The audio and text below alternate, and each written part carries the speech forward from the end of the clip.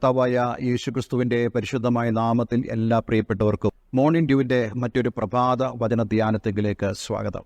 കഴിഞ്ഞ ദിവസം നമുക്ക് പുറപ്പാട് പുസ്തകം 3-ാം അധ്യായത്തിൽ നിന്നും മോശ മുൾപ്പടർപ്പ് കത്തുന്നത് കണ്ട് അത് എന്താണെന്ന് നോക്കുവാൻ പോയതായ ആ ഒരു സന്ദേശമാണ് നമുക്ക് കേൾക്കാനിടയായി തീർന്നത്.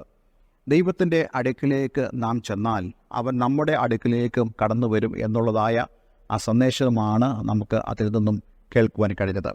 മനുഷ്യൻ്റെ ഭാഗത്തു നിന്നും ദൈവത്തോടുള്ള ഒരു വാഞ്ചയുണ്ടെങ്കിൽ, ദൈവവുമായിട്ട് സംസാരിപ്പാൻ ഒരാഗ്രഹമുണ്ടെങ്കിൽ തീർച്ചയായിട്ടും ദൈവം അവൻ്റെ അടുക്കൽ കടന്നു വരുവാനിടയായിത്തീരും. ഇതേപോലെ സമാനമായൊരു സംഭവം നമുക്ക് ഉൽപ്പത്തി പുസ്തകത്തിൽ വായിക്കാൻ കഴിയുന്നുണ്ട്. അവിടെ യാക്കോബ് തൻ്റെ ഭാര്യമാരെയും ദാസീദാസന്മാരെയും മക്കളെയും തനിക്കുള്ള സകലത്തിനെയും യാബോക്ക് എന്ന് പറയുന്ന നദിയുടെ അക്കരയ്ക്ക് കടത്തിയ ശേഷം അവൻ തനിച്ച് ആ യാബോക്ക് തീരത്ത് ശേഷിച്ചു. ദൈവത്തോട് സംസാരിക്കുവാൻ, ദൈവത്തോട് ഇടപഴകുവാൻ, ദൈവത്തോടുള്ള ഒരു വാഞ്ചയുള്ളവനായിട്ട്, എപ്പോഴും ആ വാഞ്ചയെക്കുറിച്ച് നമുക്ക് ഒരു വ്യക്തമായ ധാരണ ഉണ്ടാകണം. ദൈവത്തെ വാഞ്ചിക്കുന്നവർ അടുക്കിലേക്ക് ദൈവം ഇറങ്ങി വരും. അന്ന് രാത്രിയിൽ ദൈവത്തിൻ്റെ ദൂതൻ അവിടെ ഇറങ്ങി വന്നു. വാസ്തവത്തിൽ അത് ദൈവം തന്നെ ആയിരുന്നു എന്നാണ് വിശുദ്ധ വേദപുസ്തകത്തിൽ നിന്നും പല റെഫറൻസുകളിലൂടെ നമുക്ക് മനസ്സിലാക്കാൻ കഴിയുന്നത്.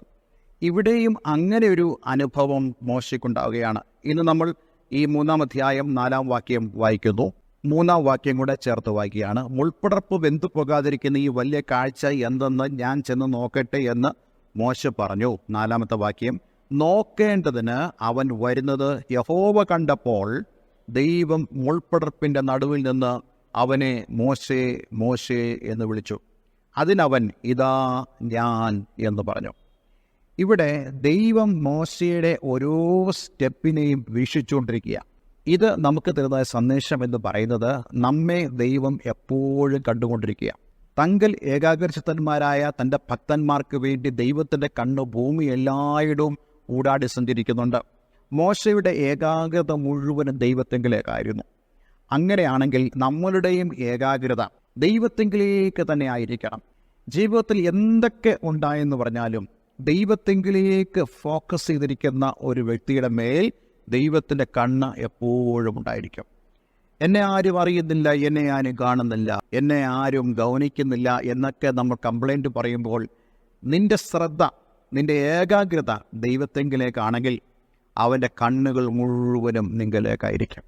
ഇവിടെ മോശ വരുന്നത് ദൈവം കണ്ടു. കാരണം അവൻ്റെ ശ്രദ്ധ മുഴുവൻ ദൈവത്തെങ്കിലേക്കായതുകൊണ്ട് ദൈവം അവനെ കാണുകയാണ്. ഈ കാഴ്ച എന്തെന്ന് കാണുവാൻ ശ്രമിക്കുന്നതായ മോശയുടെ അടുക്കിലേക്ക് ദൈവം വന്ന് അവനോട് സംസാരിക്കുന്നതായ വളരെ മനോഹരമായൊരു കാഴ്ചയാണ് നമുക്കിവിടെ കാണുവാൻ കഴിയുന്നത്. 4-ാം വാക്യത്തിൽ നമ്മളിങ്ങനെ വായിച്ചല്ലോ, നോക്കേണ്ടതിന് അവൻ വരുന്നത് യഹോവ കണ്ടപ്പോൾ ദൈവം മുൾപ്പടർപ്പിൻ്റെ നടുവിൽ നിന്ന് അവനെ മോശേ മോശേ എന്ന് വിളിച്ചു. കത്തുന്ന മുൾപ്പടർപ്പിൻ്റെ നടുവിൽ നിന്നുകൊണ്ട് നമ്മൾ കഴിഞ്ഞ ദിവസം വായിച്ചതായ വാക്യത്തിൽ യഹോവയുടെ ദൂതൻ മുൾപ്പടർപ്പിൽ നിന്നാണെന്ന് കാണുന്നെങ്കിലും ഇവിടെ നമ്മൾ കാണുന്നു ദൈവം അവനെ വിളിച്ചെന്ന്. അങ്ങനെയാണെങ്കിൽ ഇത് ദൈവത്തിൻ്റെ തന്നെ സാന്നിധ്യമാണ്. ദൂതനല്ല അവിടെ ഇറങ്ങിയിരിക്കുന്നത്, മറിച്ച് ദൈവം തന്നെയാണ് ഇറങ്ങിയിരിക്കുന്നത്.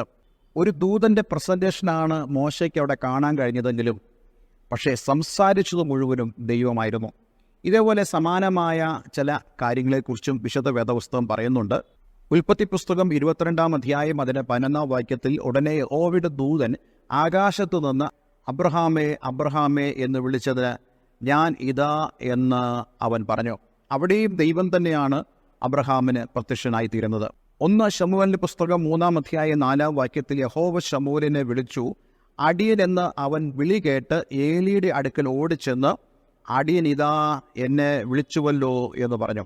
അപ്പോൾ ദൈവം വിളിച്ചതായ അനേകരെക്കുറിച്ച് നമുക്ക് കാണുവാൻ കഴിയും.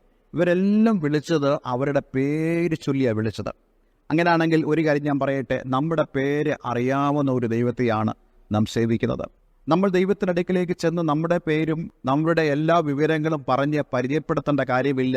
കാരണം അവൻ നമ്മുടെ സകലവും അറിയുന്നതായ ദൈവമാണ്. ഞാൻ പലപ്പോഴും പ്രസംഗിക്കുമ്പോൾ പറയാറുണ്ട്, നമ്മുടെ ദൈവം ഒരു വ്യക്തിപരമായ ദൈവമാണ്. He so personal God. അവൻ നമ്മുടെ സകലതും, നമ്മുടെ വ്യക്തിപരമായ എല്ലാ വിവരങ്ങളും അറിയുന്നതായ ദൈവമാണ്. നമ്മുടെ സ്വഭാവം അറിയുന്നതായ ദൈവമാണ്.